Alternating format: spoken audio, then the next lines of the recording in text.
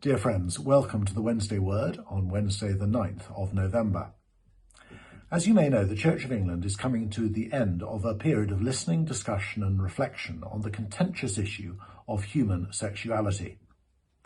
The church staff and PCC have taken part in the guided discussion called Living in Love and Faith, and these materials are still available through the link on today's email.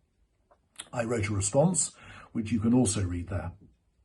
I'm not going to rehearse my conclusions here, and I'm very happy to discuss why I've come to the position that I have with anyone who would like to. But the next stage of the Church of England's discussion is a series of meetings of the House of Bishops, at the end of which they hope to come up with a proposal for discussion at the next General Synod in February. Now, you might have seen in the news that the Bishop of Oxford, Stephen Croft, has jumped the gun and has published a booklet outlining his recommendation that churches should be free to bless same-sex unions, allow clergy to marry their civil partners, and to marry same-sex couples. And you can read his paper through the link on the email. What he's proposing is a radical shift from the current position that none of these are currently lawful in the Church of England. Bishop Stephen has been supported by a few other bishops, although most, including Bishop Rachel, have not gone public with their positions. Well, as you can imagine, this has produced a flurry of responses.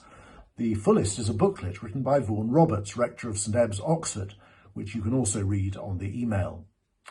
Now, there is much that I could say, but I'm going to limit myself to 2 points that Bishop Stephen makes and Vaughan answers. One of the main strands of Bishop Stephen's argument is that the fruit of the Church's current stance is damaging. For LGBTQ plus Christians, there are feelings of shame and unworthiness, despair, loneliness, and desolation, leading to depression and sometimes attempted suicide.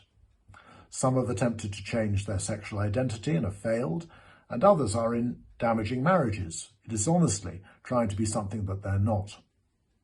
Well, Vaughan responds that there are no doubt many who do fit these categories, but Bishop Stephen fails to point to the many gay and straight Christians who live happy and healthy lives without sexual intimacy.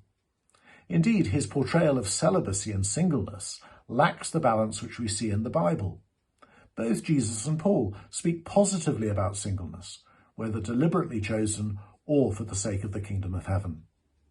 And I know many people who have chosen this path, some of whom I know to be same-sex attracted. They've been inspirational in my own Christian life.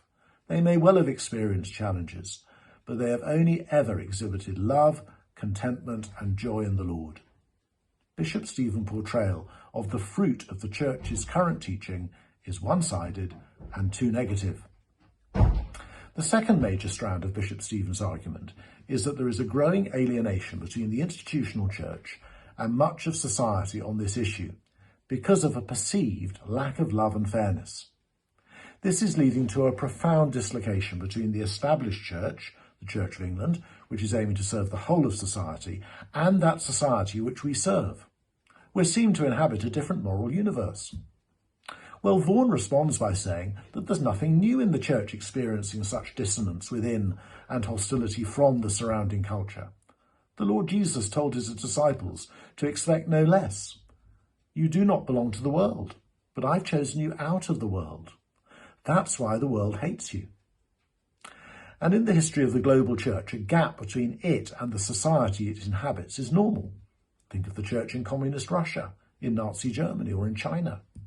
Churches which capitulate to the spirit of the age have not lasted long.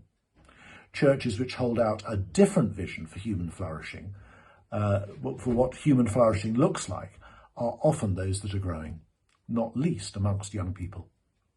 Well, there is much more that could be said. Do read the 2 contributions and pray for our bishops as they lead us through these challenging times. God bless you today.